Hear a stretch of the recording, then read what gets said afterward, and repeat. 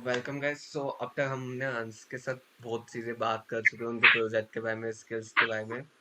तो अब थोड़ा सा उनके अचीवमेंट के बारे में बात करते हैं, लीडरशिप के बारे में। तो अंश, जैसे आपको मैंने आपसे मेरी जो बिहाइंड द पोस्ट का बात हुई थी, आपने बताया था you are the student student of the year in a computer science. So मतलब या वहाँ पे आपका कैसे वो रिकॉग्नाइज और कैसे आपकी वो जर्नी थी, बेसिकली कैसे आपको वो अवार्ड मिला था? सो या 11th-12th की बात है ये स्कूल की मेरे। तो मेरे स्कूल में क्या था कि हमें रोबोटिक लैब्स थी, तो उसमें हमें प्रॉपर इंटरेक्टिव रहना पड़ता था काफ़ी। और मेरा इंटरेस्ट था एआई में। एआई हो गया, पाइथन हो गया, वो programming and computer science field आप कह सकते हो। प्रॉपर मेरे को बहुत अच्छे इंटरेस्ट था इसमें कि मेरे को 4 घंटे 5 घंटे बैठा लो, मैं प्रोग्रामिंग करता रहूँगा। उस टाइम पे मैंने खुद से, जो मतलब 11th की बात है, जब हमें नई नई प्रोग्रामिंग मिली थी, तो मैंने उस टाइम पे खुद से अपने को रिकर्सिव प्रोग्राम्स खुद से बनाने शुरू कर दिए थे। फैक्टोरियल का सर ने देखी, हाँ इसमें ये होता है, मैंने खुद से रिकर्सिवली वो प्रोग्राम बनाए थे। कुछ ओके। फिबोनाची सीरीज के प्रोग्राम बनाए थे। मतलब उस टाइम पे एक बच्चे के लिए काफी बड़ी बात होती है, राइट। जो स्टार्टिंग में आया है और जस्ट अभी सीखा है। और हर मतलब कितने एग्जाम्स हुएंगे हमारे, नियरली शायद 4 to 5 एग्जाम। मेरे हर एग्जाम में 95+ की स्कोर गया है 100 में से। और लास्ट ईयर, और जितना हमारे जो फाइनल एग्जाम्स हुए थे उसमें भी 11th क्लास में, जो one of the toughest class मानी जाती है in the Indian education system, उसमें भी मेरे कुछ 98+ आए थे, उसमें 98% प्लस, उसमें कंप्यूटर साइंस में बेसिकली। ओके। तो ये सब चीज़ें थोड़ी इवेल्युएशन करके, थोड़ा वाइवा देके टीचर्स के साथ भी, तो हाँ कंसिडर किए गए कि हाँ मेल फील्ड में अंश गुप्ता को हम बनाएंगे स्टूडेंट ऑफ द ईयर। और ये लेगेसी फिर कंटिन्यू रही 12th में भी।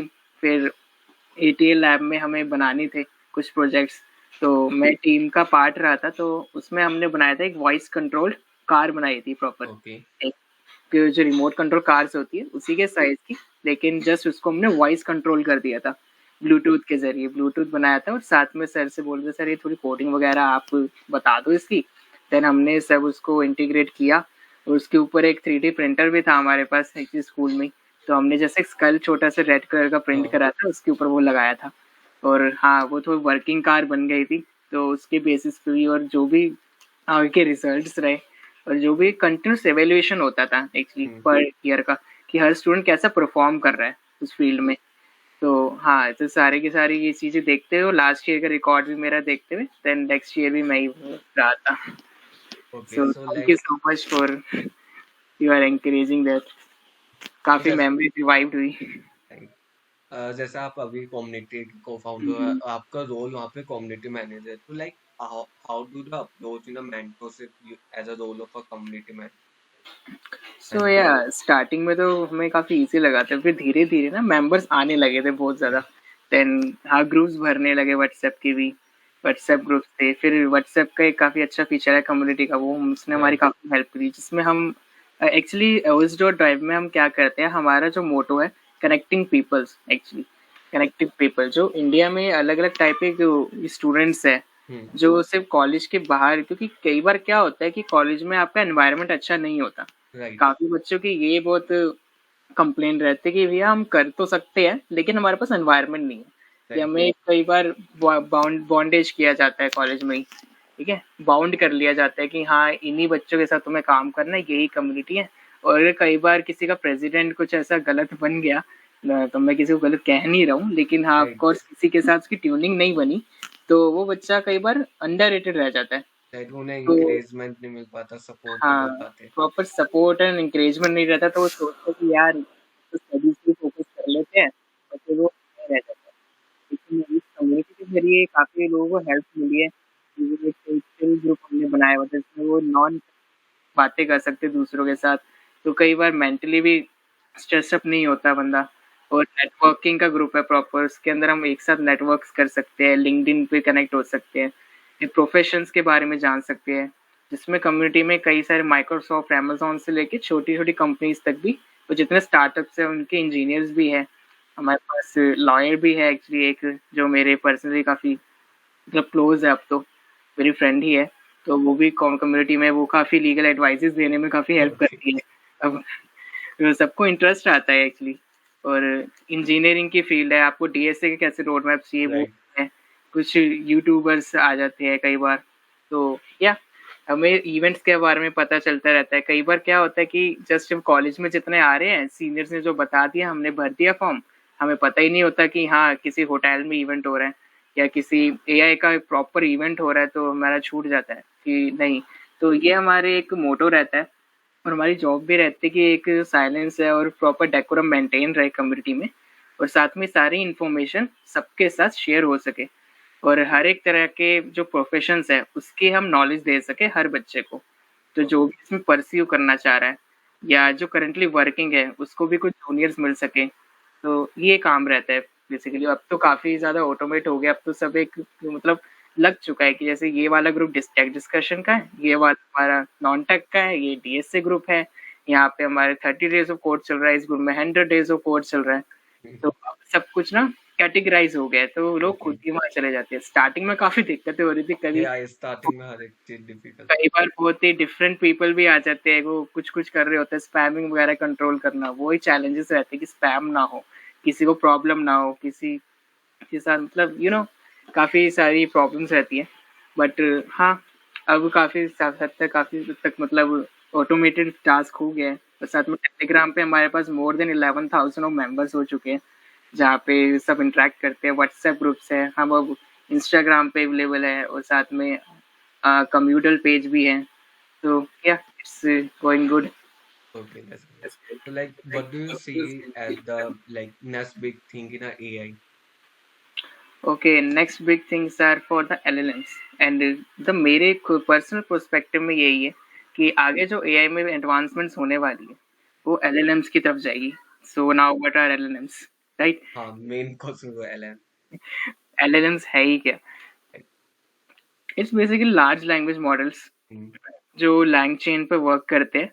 जो मैं जैसे जैसे आपको बताया कि एनएलपी क्या करता है, बैग ऑफ एनवर्ड्स लेता है और उसको पर्टिकुलर मैचेस में डालता है, तो इसी के बहुत लार्ज मॉडल्स है। एक एलएलएम का एग्जांपल जो डेली लाइफ में बहुत यूज करते हैं, सबको पता होगा, लेकिन उस सबको ये नहीं पता होगा कि वो एक एलएलएम है। ChatGPT. बिल्कुल। ChatGPT is an LLM. तो उस मॉडल्स को फाइन ट्यून करना पर बिजनेस के अकॉर्डिंग, ये काफी बड़ा टास्क रहेगा आगे। एआई एडवांसमेंट में ऑटोमेशन आ जाएगा।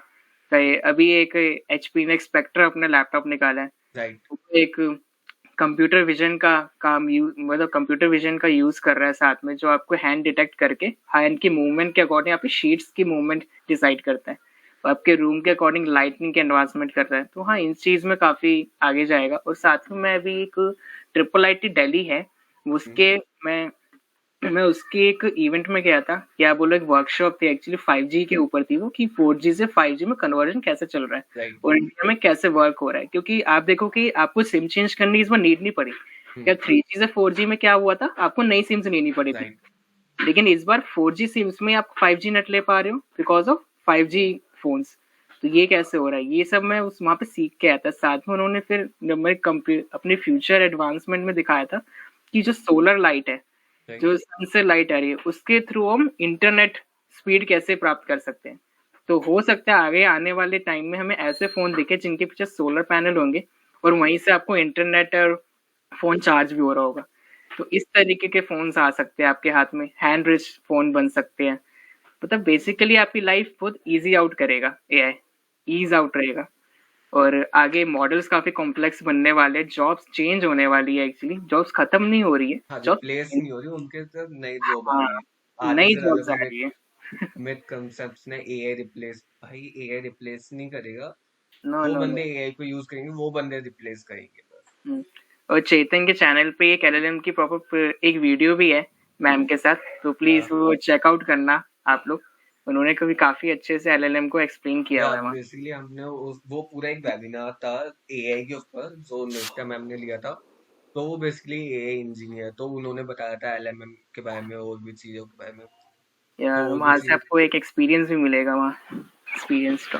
तो एनी एडवाइस फॉर स्टूडेंट और लाइक प्रोफेशनल जो करियर बनाना चाहते हैं एआई में? ये बेसिकली मैं पर्सनल क्वेश्चन है जो मैं हर एक पॉडकास्ट में या हर एक वेबिनार पे पूछता हूँ एआई से रिलेटेड। तो या आपका मैं ओपिनियन इसका क्या है? आंसर देता हूँ। तो ठीक है चेतन, सिर्फ आपके लिए नहीं, सबके लिए एक जनरल आंसर देता हूँ कि आज की जो वर्ल्ड है वहाँ पे, अभी के वर्ल्ड में AI, machine learning, deep learning, ये जस्ट टेक्नोलॉजिकल वर्ड नहीं रह गए हैं, ये कुछ बज वर्ड्स बन गए हैं। अब हैकाथॉन्स भी जाओगे तो सब जस्ट इंटीग्रेट करना चाह रहे कि सर हमने एमएल लगा दिया, सर मैंने ये मॉडल लगाया। तो राइट। मैंने भी कई बार अपने कॉलेज में जो भी सॉल्यूशन स्प्रिंट्स हुए हैं और एक दो हैकाथॉन्स हुए, वहाँ पे एज अ जज गए, जजिंग की है बिकॉज ऑफ द अचीवमेंट्स। तो वो फर्स्ट राउंड के लिए एज अ द सीनियर्स को जज की तरह रख लेते हैं। तो मैं यही देखता था कि जस्ट वो बज़वर्ड्स यूज कर रहे हैं। अगर उनसे मैं क्वेश्चन पूछ लूँ एक कि लाइक क्यों मॉडल यूज कर रहा है ये, they don't have an idea. बस उनको पता है कि हाँ ये एक्यूरेसी आ रही है और वो वर्क कर रहा है। लाइक वो सो बस अगर गूगल लिंक से कॉपी पेस्ट कर के दे रहे अपने को। हाँ ऑफ कोर्स, जैसे कॉपी पेस्ट करे तो आपको उसकी नॉलेज थोड़ी है राइट। और आपने वो यूज क्यों किया। अगर वो सेम काम में जस्ट मेरे पास एक लाइन की क्वेश्चन है, मान लीजिए एक लाइन की क्वेश्चन है, मैंने एक्स की वैल्यू डाली, वाई की वैल्यू आ गई। राइट। मॉडल भी ये काम कर सकता है, मैथ्स भी ये काम कर सकती है, राइट। तो मेरी जो फर्स्ट एडवाइस ये रहेगी कि जो भी आपका प्रोजेक्ट्स है, जो भी काम है, उसको ओवर कॉम्प्लेक्स ना किया जाए just okay. Because of AI और ML integration for the students. Okay, अगर इसके बिना काम बन रहा है then perfect you will go, जाओ और फोड़ दो बस। कि हर एक हैकाथॉन में या हर एक कंपटीशन में यही होता है, जितना आपका इंडस्ट्री क्या चाहती है वो सिंपल प्रोजेक्ट चाहती है, वो कॉम्प्लेक्सिटी नहीं चाहती, राइट। राइट। तो सबसे पहले तो यही है कि ठीक है, और बाकी अगर आपको आगे इसमें मशीन लर्निंग के प्रोजेक्ट्स बनाने हैं, तो अगर आप एब्सोल्युटली बिगिनर हो तो सबसे पहले तो आपको पाइथन की एक अच्छी नॉलेज होनी चाहिए। ठीक है, कि उसके अंदर लाइब्रेरीज इंपोर्ट कैसे करता हूँ, राइट। पिप इंस्टॉल क्या करता है, इसके आपको पता होना चाहिए। टर्मिनल में मैं कैसे फंक्शंस को रन कर सकता हूँ, इसकी नॉलेज तो मोर देन सफिशिएंट है, लेकिन यहाँ तक आपको चीजें समझ आ जाती है। उसके बाद स्टैटिस्टिक्स आनी चाहिए कि मॉडल स्टैटिस्टिक्स क्या होती है, ओके। मैट्रिक्स क्या होता है, प्रिसीजन, रिकॉल, स्पेसिफिसिटी और एक्यूरेसी, इन सबको आपको तभी समझ पाओगे जब आपको स्टैटिस्टिक्स पता होंगे उस मॉडल के। या मतलब एक general statistics, variance, deviations, mean, average, इन सबका रोल क्या होता है, और आउटलायर्स, क्वांटाइल्स। ये कुछ टॉपिक्स के प्रॉपर मैं नाम ले रहा हूँ, बहुत इंपॉर्टेंट टॉपिक्स हैं जो आपको पहले कवर करने चाहिए। और ओके। उसके बाद देन उसके बाद आप सुपरवाइज अनसुपरवाइज लर्निंग में जाइए। सुपरवाइज के अंदर कुछ लीनियर रिग्रेशन हो गया, लॉजिस्टिक हो गया, और भी कुछ दो तीन मॉडल्स, देन आप वो कवर अप करो। और नीचे वाले जो क्लस्टरिंग मॉडल्स है या सुपर अनसुपरवाइज लर्निंग के, वो मॉडल्स कवर अप करो। देन उससे जो वो कौन सा फॉर्मूला यूज कर रहे हैं वो आपको पता होना चाहिए। ठीक है, पहले इनके कुछ, और जब आप ये सब सीख जाओ, ठीक है, उसके बाद आप क्या करो, पीसीए एनालिसिस करो, इसे प्रिंसिपल कंपोनेंट एनालिसिस जिसे कहते हैं। और डेटा सेट प्री प्रोसेसिंग के बारे में हमें सीखना चाहिए पहले।